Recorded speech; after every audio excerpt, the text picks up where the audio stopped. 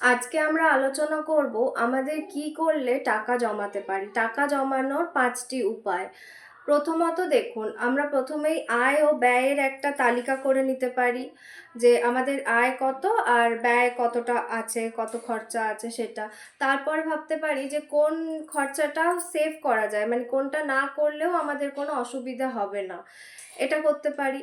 দ্বিতীয়ত হচ্ছে আমরা ব্র্যান্ডেড আউটলেটের জিনিসপত্র কিনি অনেক সময় ডিসকাউন্ট দেখে, যে এটা ব্র্যান্ডেড জিনিস, এটা এই দামে পাওয়া যাবে না, চলো এটা ডিসকাউন্টে দিচ্ছে কিনে ফেলি। সেটা করলে হবে না। ৩ নম্বর হচ্ছে আমরা অনেক সময় অনলাইনে পেমেন্ট করি। অনলাইনে পেমেন্ট করলে আমরা বুঝতেই পারি না খরচাটা কোথায়, কোথায় হয়ে যাচ্ছে। তাই অনলাইনে পেমেন্ট করাটা বন্ধ করুন। অনলাইন এবং কার্ড ব্যবহার করা বন্ধ করুন।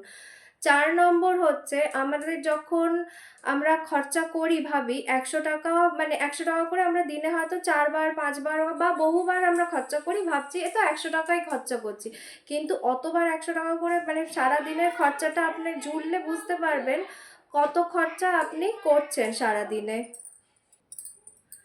এবং আপনি ৫ নম্বর উপায় হচ্ছে সংসারে যেগুলো অব্যবহৃত জিনিসপত্র সেগুলো যদি বিক্রি করে দেন সেখান থেকেও কিছু টাকা আসতে পারে।